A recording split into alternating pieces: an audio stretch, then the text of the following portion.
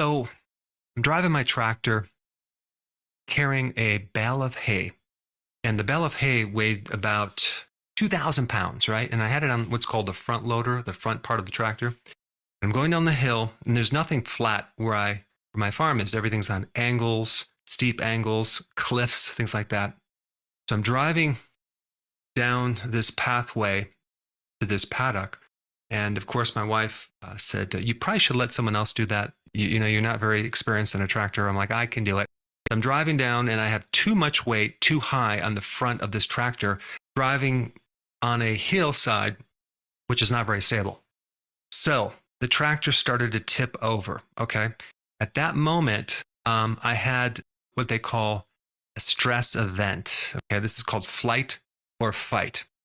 Now, in flight or fight, you have two options. You can fight or you can flight, get the heck out of there. And so I chose the flight part, get off the tractor real fast, try not to kill yourself, as the tractor went through the electric fence and off a cliff. So I experienced stress. So today we're going to dig into this, and I'm just using myself as an example.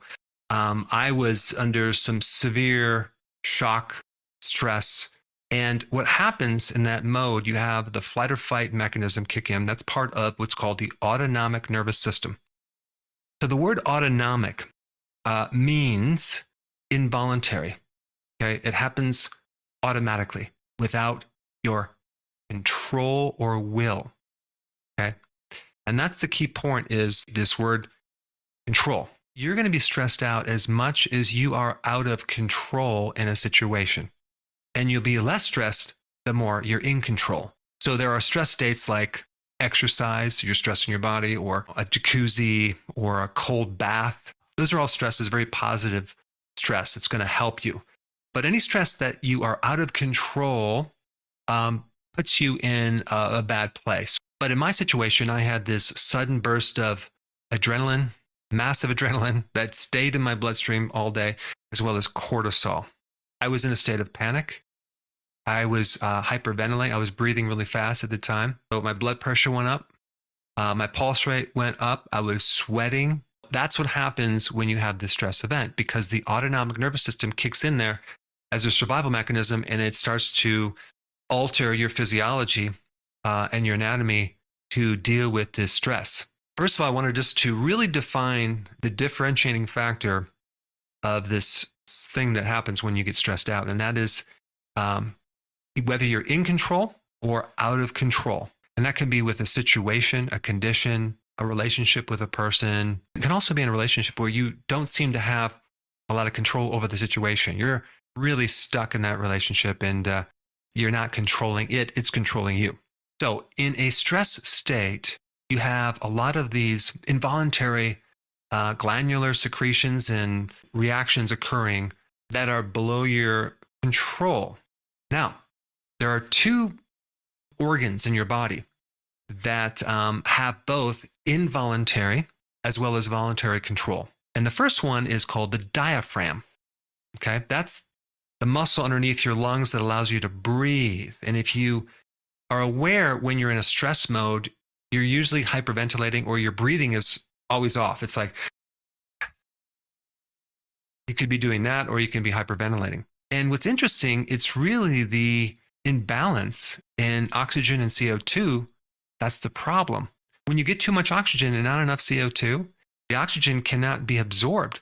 This is why in a panic attack, where if you have asthma, you breathe in a paper bag, you're breathing in more carbon dioxide, which automatically releases the absorption of oxygen, which is interesting. So anytime you are in a panic attack or a stress event, or trying to sleep because you're too stressed out, you should start to do controlled breathing, where you're under total voluntary breathing control.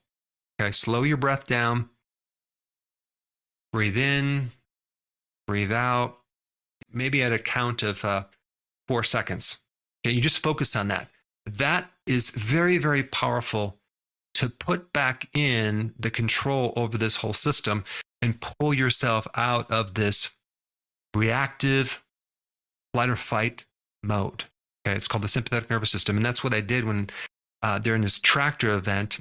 I just as I walked home, because I had nothing to drive home, I slowly worked on my breathing in and out to pull myself out of this shock. And the second organ, which is really the skeletal muscles of your body, the skeletal muscles have reflexes in them that respond to various things. For example, if you touch a hot stove, or like in my case, an electric fence to see if it was alive or not, I didn't have to think about taking the hand off.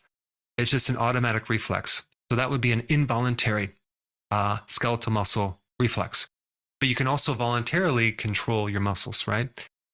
So this is another thing I would highly recommend. When you're in a stress event, you use your muscles. You either exercise, okay, where you're controlling your body, or go for a long walk, which is also exercise. You can go for a long walk and you start moving your muscles, flushing out the adrenaline, the cortisol. So those two things, I think, are going to be very, very important to quickly pull yourself out of any stress state. Okay? Now, the origin of this autonomic nervous system, which is the flight or fight, is actually in the brain. And it's in the brain stem. That's the part underneath the rest of the brain. And also it's in the limbic system. That's connected to certain emotions. So of course, when you're experiencing stress, you experience different emotions too, like fear, anger, that type of thing. But in the brain, okay, the limbic system, and especially the brain stem, are highly susceptible to a vitamin B1 thiamine deficiency. So what does that mean? It means that if you are deficient in B1 for any reason, those two areas of your brain will suffer, okay? And the tissue can even break down. Now, it's reversible, but it can break down. So if you're deficient in B1, the effects that can happen because of this problem in the brainstem and the limbic system is almost identical to hypoxia. That is a condition where you're lacking oxygen. There's something about oxygen that is really good, right? I mean, breathing is really good. So when you are suffocating, or let's say you're underwater and you can't seem to get above water and you can't breathe, you will automatically trigger the sympathetic nervous system or the stress reflexes. Well, guess what? A B1 deficiency can mimic a mild version of that, of hypoxia. And they call it pseudo-hypoxia. And also what comes along with that is difficulty breathing. And the reason I'm bringing this up is because I want to emphasize the importance of this B1 in pulling yourself out of a stress state and preventing stress, especially with your breathing, especially with your nervous system. Even the condition called SIDS, sudden infant death syndrome, is linked to a B1 deficiency. And that's a situation where an infant can die in the crib because they stop breathing. So B1 keeps the oxygen high, it keeps you breathing, it keeps you out of the stress mode. So those are the three things that you should focus on when dealing with stress. I'm just reminding you of this because you probably already know this, but I wanted to emphasize it. But there's a lot of things you can do with stress.